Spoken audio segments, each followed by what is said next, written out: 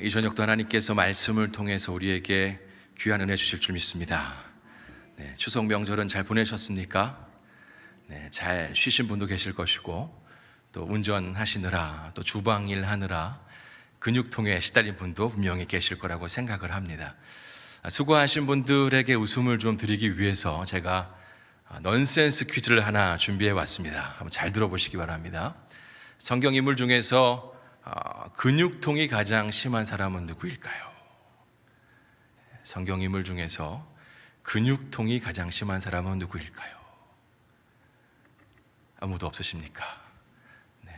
정답은 담. 담이 왔습니다. 반응이 좀 괜찮은 것 같아서 마음이 놓입니다. 명절이 되면 여러분, 가족들이 모여서 즐겨하는 게임이 있죠. 바로 윷놀이입니다. 저도 이번에 윷놀이를 했습니다. 비록 많은 인원은 아니었지만 적은 숫자가 모여서 또 민족 고유의 명절을 맞이해서 윷놀이를 했는데, 중요한 건 한 번도 이기지를 못했습니다. 씁쓸합니다. 운동 경기처럼 실력으로 좋은 결과를 얻어낼 수만 있다면 한 주간 전에 미리 열심히 맹훈련을 해가지고 이기면 될 텐데, 그럴 수 있는 것이 아니라서 참 답답했습니다. 아쉽게 다 지기는 했지만 그래도 저에게 희망은 있었습니다. 그것은 바로 다음 명절이 있다는 것. 다음번에는 승리의 소식을 좀 전할 수 있었으면 좋겠습니다. 여러분, 윷놀이가 됐든지 또 운동 경기가 됐든지 다음이라는 기회가 있습니다. 그죠? 다음이라는 기회가 있습니다. 그래서 이번에 진다고 해도 다음번에는 이길 수가 있죠. 어떻게 될지 모르겠지만 이길 수도 있습니다. 우리의 인생을 운동 경기에 종종 비유하기도 하는데요. 우리의 인생은 운동 경기와는 다른 분명한 한 가지가 있습니다. 그것은 바로 다음이라는 기회가 있다 없다? 없다라는 것이죠. 우리의 인생에 있어서는 다음이라는 기회가 없다라는 것입니다. 그렇기 때문에 한 번의 인생을 잘 살아가야 한다라는 것이죠.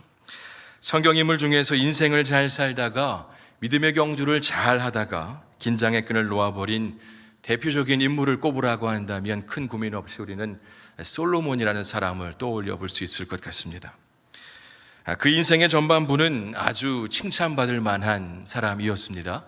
그리고 신실한 사람이었습니다. 성전을 지었고 또 하나님께 일천번제를 드리면서 하나님을 향한 자신의 그 확고한 믿음을 나타내 보이기도 했죠. 솔로몬의 그 마음을 하나님께서는 기뻐 받으셨고, 또 하나님께서는 구하는 것을 다 너에게 주겠다라고 말씀하셨을 때에 솔로몬은 자신의 유익을 구하는 것이 아니라 한 나라의 왕으로서 듣는 마음, 지혜를 주시기를 구하며 하나님의 마음을 더 기쁘시게 했습니다. 하지만 안타깝게도 이런 믿음의 모습이 끝까지 이어지지를 못했습니다. 믿음의 경주를 잘하던 솔로몬이 왜 이렇게 되었을까?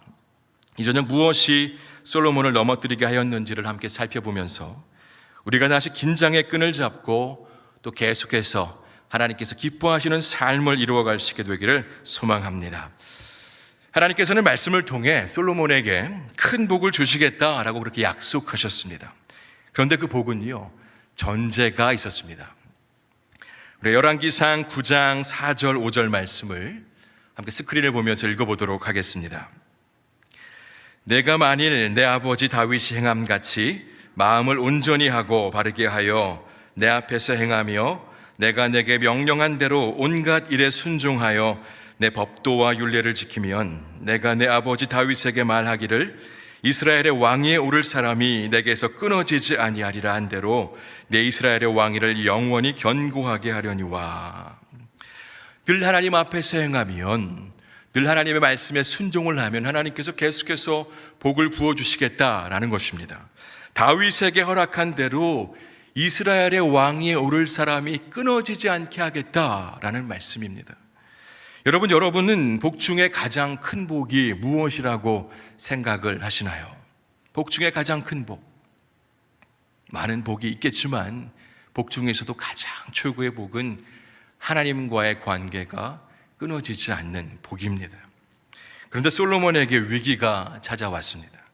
오늘 본문 11절의 내용을 보게 되면 또 내가 내 언약과 내가 내게 명령한 법도를 지키지 아니하였으니 내가 반드시 이 나라를 내게서 빼앗아 내 신하에게 주리라. 하나님의 말씀대로 살지를 않았기 때문에 하나님께서는 솔로몬에게 약속한 복을 도로 거두어 가시겠다라고 말씀하십니다. 다만 아버지 다윗의 공을 인정해서 솔로몬 너 때에는 아니라 아들의 세대 그때에 내가 빼앗아 가겠다라고 말씀하십니다. 솔로몬에게 무슨 일이 있었기에 이렇게까지 되었을까요? 신명기 17장의 내용을 통해서 우리는 솔로몬이 하나님 앞에서 어떤 잘못을 범했는지를 알게 되는데, 신명기 17장 16절과 17절의 말씀을 스크린을 통해서 함께 읽어보도록 하겠습니다. 그는 병마를 많이 두지 말 것이요 병마를 많이 얻으려고 그 백성을 애굽으로 돌아오게 하지 말 것이니 이는 여호와께서 너희에게 이르시기를 너희가 이후에는 그 길로 다시 돌아가지 말 것이라 하셨음이며, 그에게 아내를 많이 두어 그의 마음이 미혹되게 하지 말 것이며 자기를 위하여 은금을 많이 쌓지 말 것이니라. 이스라엘에 아직 왕이 없었을 때에 우리 하나님께서는 앞으로 세워지게 될 왕이 무엇을 조심해야 될지를 미리 말씀을 해 주셨습니다. 말을 많이 두지 말아라, 아내를 많이 두지 말아라, 은금을 자신을 위해 많이 쌓지 말아라, 그렇게 말씀하셨습니다. 그런데 솔로몬이 말씀을 지켜내지를 못했다라는 것입니다. 먼저 솔로몬은 자기를 위해서 많은 재물을 쌓았습니다. 열왕기상 10장의 내용을 보면 솔로몬이 얼마나 부했는지를 우리가 보게 되는데, 솔로몬의 재산이 세상 어느 왕들보다 크다라고 그렇게 기록을 하고 있습니다. 솔로몬이 부유할 수 있었던 것은 무엇 때문인가요? 하나님께서 재물의 복을 그에게 주셨기 때문입니다. 하나님의 복을 받아서 부자가 되었습니다. 그런데 안타깝게도 시간이 지나면서 많은 재물이 솔로몬에게는 좋은 것으로 작용을 하지 못하게 되었습니다. 복이 되지를 못했습니다. 여러분, 우리가 살고 있는 세상을 어떤 세상이라고들 말합니까? 물질 만능의 세상이라고 그렇게 말을 하죠. 많은 사람들이 돈만 있으면 못할 일이 없다라고 생각을 하면서 돈을 최고의 가치로 둡니다. 우리들도 이 세상에서 살아가려면 돈이라는 것은 꼭 필요합니다. 그러나 우리 모두가 분명히 기억해야 할 것은요, 돈이 인생의 목적이 되어서는 결코 안 된다라는 것입니다. 우리에게 꼭 필요한 것이 돈이지만 돈만 생각하다가 돈 그렇게 말하면서 살다가 돈 사람이 되어버릴 수 있다는 것을 우리는 명심할 수 있어야 하겠습니다. 하나님께 마음을 두고 살던 솔로몬이 차츰 하나님으로부터 떠나 재물에 마음을 두게 되었습니다. 단편적인 예로 값비싼 금으로 수많은 방패를 만들었고 그것을 자신의 궁에 두었습니다. 일반적으로 여러분, 방패를 뭘로 만듭니까? 금으로 만들지는 않습니다. 전쟁에 나갈 때 금방패를 가지고 나갑니까? 그러질 않죠. 과시용으로 이렇게 성전에 두었습니다. 이런 모습은 솔로몬의 사치가 얼마나 심했는가를 우리가 분명히 알 수 있게 합니다. 재물의 복은 분명히 하나님께서 주신 복이 맞습니다. 그러나 문제는 그 복을 받은 사람이 어떻게 사용하면서 사느냐, 그것이 중요하다라는 것이죠. 우리 중에 물질이 많은 사람을 보면서 정말 부럽다, 그저 부럽다 생각하시는 분들이 있을지 모르겠지만, 많은 물질이 있으면 그만큼 많은 유혹이 있습니다. 물질이 많이 있어도 잘못 사용을 하면 오히려 큰 독이 될 수 있다라는 것을 우리는 잊어서는 안 됩니다. 그리고 우리 모두는 물질의 많고 적음을 떠나서 하나님께서 우리에게 허락하시는 모든 물질이 잠시 나에게 맡겨주시는 물질임을 꼭 기억해야만 합니다. 다시 말씀드려서 우리 안에 청지기 의식이 분명하게 자리 잡고 있어야 한다는 것입니다. 이것을 잊어버리는 순간 우리는 교만하게 되어버리고요, 우리 삶은 이기적인 삶이 되어버릴 수밖에 없습니다. 하나님을 사랑하는 대신에 물질을 사랑하는 삶이 되어버리고 만다라는 것입니다. 솔로몬이 부귀영화를 누리며 살았지만 그의 마음이 하나님과 점점 멀어져서 자신을 위해서 재물을 쌓기 시작할 때 솔로몬은 재물의 마음을 빼앗긴 그런 불쌍한 자로 살아가게 되었습니다. 그리고 이어서 솔로몬에게는 많은 말이 있었습니다. 열왕기상 10장 26절 말씀을 보면 솔로몬에게 많은 병거와 또 마병이 있었다는 것을 볼 수가 있습니다. 하나님께서 왕은 말을 많이 가지지 말아라 라고 그렇게 말씀하셨는데, 솔로몬에게는 많은 병거와 마병이 있었습니다. 그 당시 병거와 마병은 군사력을 가늠하는 중요한 척도였습니다. 세상의 다른 나라의 왕들은 다 이것을 확보하기 위해서 애를 썼습니다. 그런데 문제는 무엇입니까? 솔로몬도 어느 순간 세상 왕들과 다르지 않은 행동을 보이게 되었다라는 것이죠. 여러분, 하나님께서 말을 많이 두지 말라고 하신 그 이유가 무엇일까요? 군사력이 커지면 하나님께 기도하기보다, 하나님을 의지하기보다 자신의 것을 더 의지하면서, 그 말을 의지하면서 전쟁에 나갈 것임을 하나님께서는 아셨기 때문입니다. 시간이 지나면서 솔로몬에게는 하나님을 의지하지 않고 자기가 가진 것을 의지하는, 세상의 것을 더 의지하는 그런 교만한 모습이 생기게 되었습니다. 그리고 또 솔로몬은 자신 곁에 많은 여인을 두었습니다. 오늘 본문 말씀 3절과 4절의 말씀입니다. 왕은 후궁이 700명이요 첩이 300명이라 그의 여인들이 왕의 마음을 돌아서게 하였더라. 솔로몬의 나이가 많을 때에 그의 여인들이 그의 마음을 돌려 다른 신들을 따르게 하였으므로 왕의 마음이 그의 아버지 다윗의 마음과 같이 아니하여 그의 하나님 여호와 앞에 온전하지 못하였으니, 솔로몬은 하나님의 말씀을 잊어버린 채 다른 나라의 여인들을 자신 곁에 많이 두었습니다.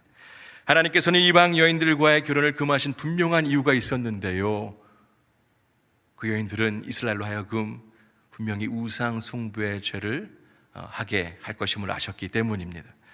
솔로몬은 애굽의 공주뿐만이 아니라 모압, 암몬 등 여러 나라의 여인들과 결혼을 하였습니다. 여러분, 여러 나라에서 온 그 공주들은요, 그냥 시집만 온 것이 아니었습니다.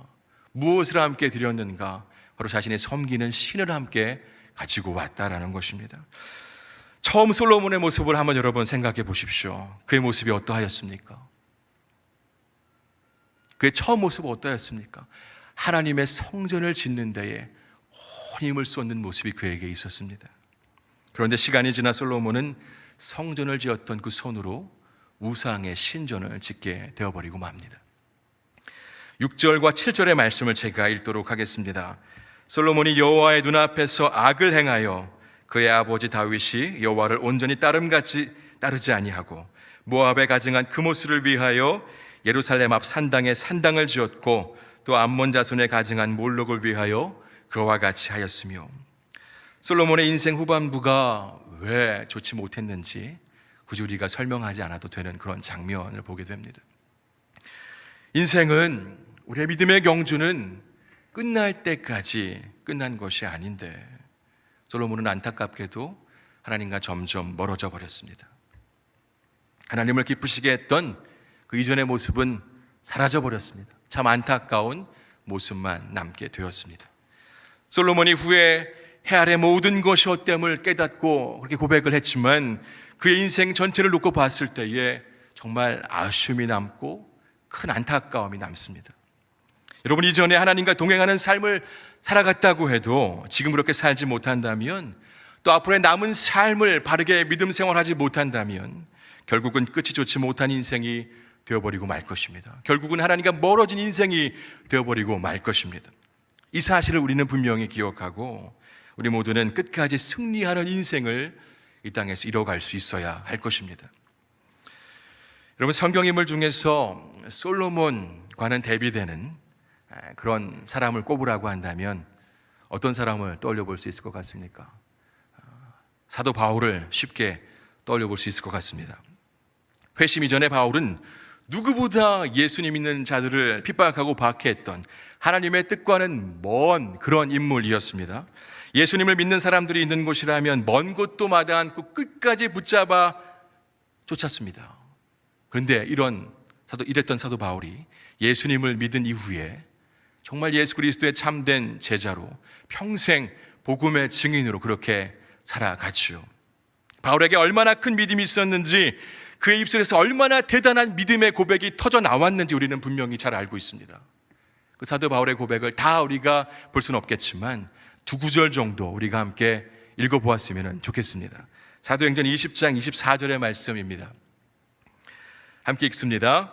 내가 달려갈 길과 주 예수께 받은 사명, 곧 하나님의 은혜의 복음을 증언하는 일을 마치려 하면은 나의 생명조차 조금도 귀한 것으로 여기지 아니하노라. 이어서 갈라디아서 2장 20절 말씀입니다.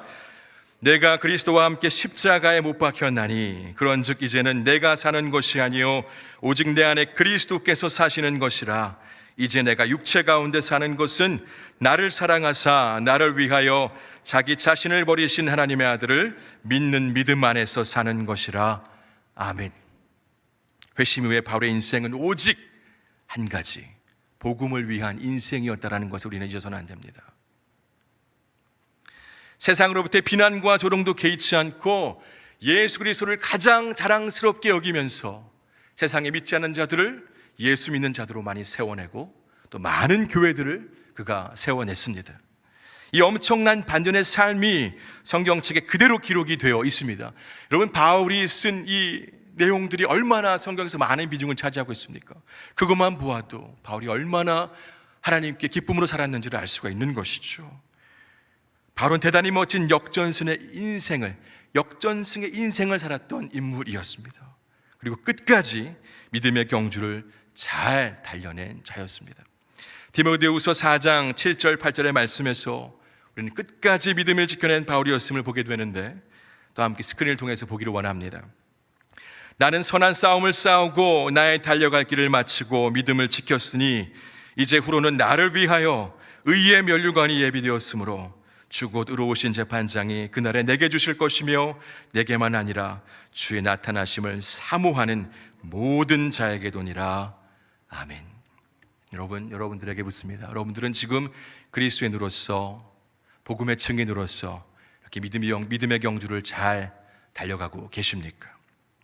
일반적인 운동 경기에서 패배하는 것은 언제든 있을 수 있는 일입니다. 다시 열심히 준비해서 다음 경기에서 이기면 되는 것입니다. 그러나 우리의 인생은 제가 처음에도 말씀드렸다시피 한 번뿐입니다. 인생이라는 경주에서 패하는 것은 그냥 완전히 망해버리는 것입니다. 바라기는 오늘 우리에게 주시는 말씀을 잘 기억하고 끝까지 믿음의 경주를 잘 달리실 수 있기를 바랍니다. 재물 때문에 역전패 당하지 마십시오. 말 때문에, 세상 권력 때문에, 세상 권세 때문에 역전패 당하지 마십시오. 우상 숭배 때문에 여러분들의 삶이 역전패 당하지 마시길 바랍니다. 우리 삶에 있는 숱한 유혹 때문에 때로는 우리가 흔들릴 때도 있을 것입니다. 그러나 이내 정신을 차리고 다시 하나님께 나아갈 수 있어야 합니다. 하나님께서 내미시는 그 손을 붙잡고 다시 일어날 수 있어야 합니다. 하나님께 나아갈 때에 분명하게 새로운 힘을 주실 것이기 때문입니다. 그리스도인의 삶을 살아갈 수 있도록, 좁은 길을 걸을 수 있도록 그렇게 우리에게 능력을 주실 것입니다. 바라기는 순간순간 자신을 점검하십시오. 하나님을 향한 나의 마음이 변한 것은 아닌지, 하나님을 의지하지 않고 하나님 앞에서 교만한 자가 되어버린 것은 아닌지 우리가 날마다 순간순간 점검할 수 있어야 합니다. 우리의 인생이 하나님 앞에서 끝까지 승리한 인생이 되려면 우리는 부단히 애써야 합니다. 결코 쉬운 인생이 아닙니다. 끝까지, 끝날 때까지 끝난 것이 아님을 늘 기억하면서 주님 앞에 서는 그날까지 믿음의 경주를 잘 달리고 또 모두가 하나님께 칭찬받는 자 되시기를 이 저녁 간절히 소망합니다. 함께 기도하겠습니다. 하나님, 이 저녁 우리에게 말씀 주시니 감사드립니다. 우리에게 주어진 인생이 한 번뿐임을 기억하고 끝까지 믿음의 경주를 잘 해내는 자 되게 하여 주옵소서. 주님 앞에 서는 날까지 복음의 증인으로 주님을 예배하며 찬양하는 자로 살게 하여 주옵소서. 우리 모두가 하나님 앞에서 칭찬받는 자 다 되기를 원합니다. 하나님, 그러기에 우리가 주님의 능력을 의지합니다. 주님의 능력을 간절히 구합니다. 우리 가운데 날마다 함께 하여 주시고 크신 능력을 베풀어 주시옵소서. 예수 그리스도의 이름으로 기도드립니다. 아멘.